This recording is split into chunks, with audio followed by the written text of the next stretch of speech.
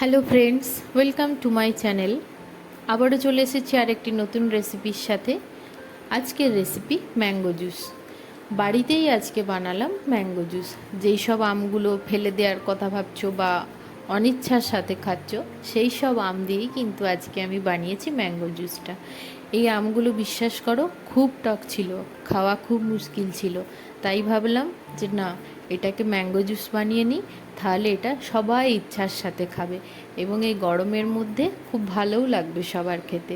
তাই অপেক্ষা না করে চটজলদি বানিয়ে নিলাম ম্যাঙ্গো জুস। ম্যাঙ্গো জুস বানানোর জন্য আমি এখানে নিয়েছি 3টি আম। 2টি খুব ভালোভাবে পাকা, একটা একটু কাঁচা, কিন্তু 3টে আমি খুব টক। তারপরে নিয়েছি চিনি, 1 বাটি চিনি নিয়েছি।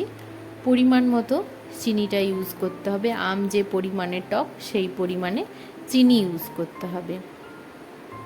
চলে যাব নেক্সট স্টেপে। আমটাকে ছোট ছোট টুকরো করে কেটে নিয়েছি।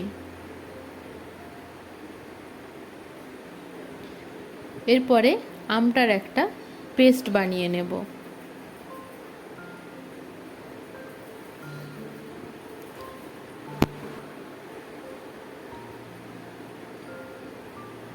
নিয়ে নেব একটা মিক্সিং বোল। মিক্সিং বোলের মধ্যে আমের টুকরোগুলো দিয়ে দেব।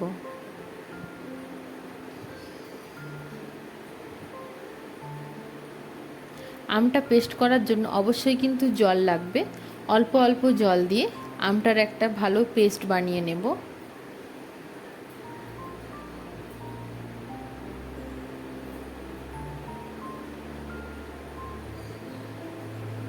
পেস্টটা বানানো হয়ে গেলে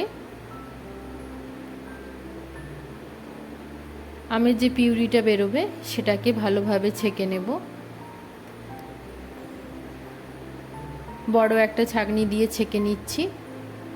কিছুতেই গলছিল না, তাই হাত দিয়ে আস্তে আস্তে চেপে চেপে এক সাইডে করে দিলাম আমের যে নোংরাগুলো সেগুলো, আর আমের পিউরিটাকে আলাদা করে দিলাম। তো আমটাকে খুব ভালোভাবে ছেঁকে নিয়েছি। এরপরে দিয়ে দেবো একটা কড়াইতে।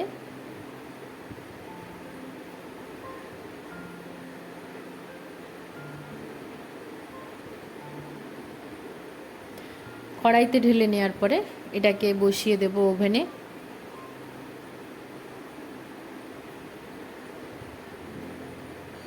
ওভেনে বসিয়ে দেওয়ার পরে এটাকে বেশ কিছুক্ষণ ধরে জাল দিয়ে দেব।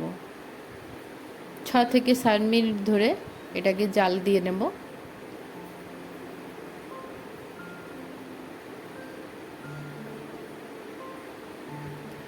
খুব ভালোভাবে ফুটে উঠবে।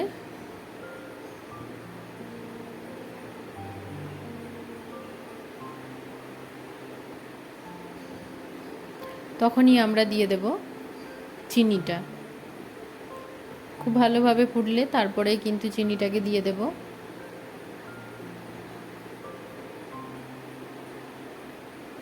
চিনিটা দিয়ে দেওয়ার পরে খুব ভালোভাবে মিশিয়ে নেব। অবশ্যই খেয়াল রাখতে হবে, কারণ এটাও ঠিক দুধ যেমন ওপর দিকে উতলে পড়ে যায়, আমটাও পড়ে যেতে পারে। তো সেক্ষেত্রে খেয়াল রাখতে হবে। আর এরকম সাইড দিয়ে আমের যে ফেনাগুলো উঠবে আমের পিউরি থেকে, সে ফেনাগুলো সাইড থেকে তুলে ফেলে দিতে হবে। এগুলো দেখতে একদমই ভালো লাগে না, তো সাইড থেকে আস্তে আস্তে তুলে ফেনাগুলো ফেলে দেবে। এটা অলমোস্ট আমার রেডি, একদম রেডি।